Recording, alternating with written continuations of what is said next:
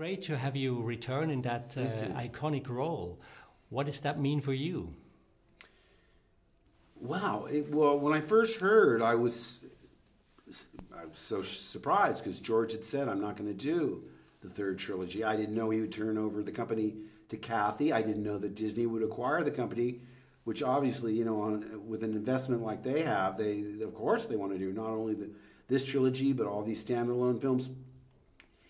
It was delightful. I mean, it was the idea of getting back and seeing all my old friends, especially when you didn't expect it. That's the upside.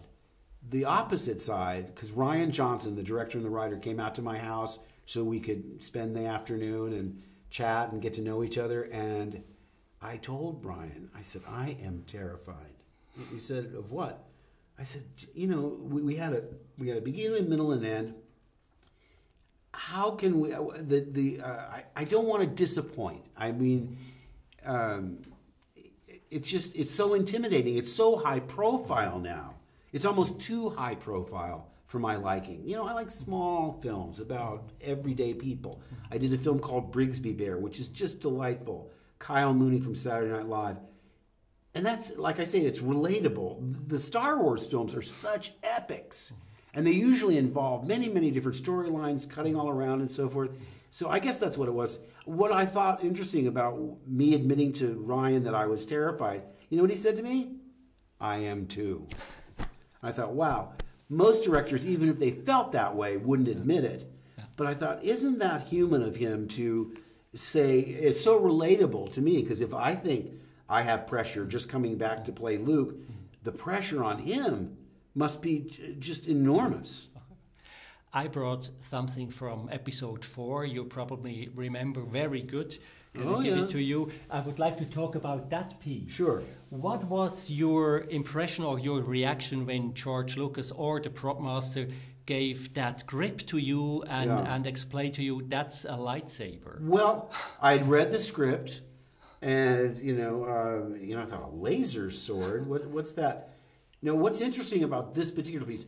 One thing George said is that he wanted everything to look authentic. That's why the spaceships had dents in them and oil drips. He wanted to make it look like not so antiseptic and perfect. He wanted it to look lived in. So a lot of the times they would take real guns and just alter them into the blasters. You know, they take a real piece of weaponry that exists and then disguise it so you wouldn't recognize. And this, in fact, is an old photographer's flash. Remember in the old movies when they say, look this way, and it goes, boom, you know, and all the flash powder goes off. This is an actual handle from a flash. You know who told me? Johnny J. He was probably in his 60s when he was taking stills for the original Star Wars. And he said, when I started out, he recognized it right away. He said, only the old-timers are going to recognize what it is. One of the interesting aspects of that is when I fought with this, if you feel these ridges, they're really hard. And fighting all day, I started getting cuts on my hands. It was just, you look down, your hand looked like hamburger. But boy, this does bring back a lot of memories. And everyone has a good laugh because there's a picture of me on the internet in Obi-Wan's cave looking at the lightsaber like this. Like, how dumb is Luke? Because he is pretty clueless, but I mean, it's like looking at a shotgun and hopefully your finger doesn't get near the trigger. I don't think that I ever do that in the actual film. I think that was a still. But isn't it fun to have the internet around where all these pictures come back that they have pictures of me playing Snoopy and You're a Good Man, Charlie Brown in high school. I said to my wife, where did they get these pictures? I think somebody got a copy of my yearbook and they scanned them. And oh my gosh, to see your old pictures when you were 15, 16 years old, it's shocking.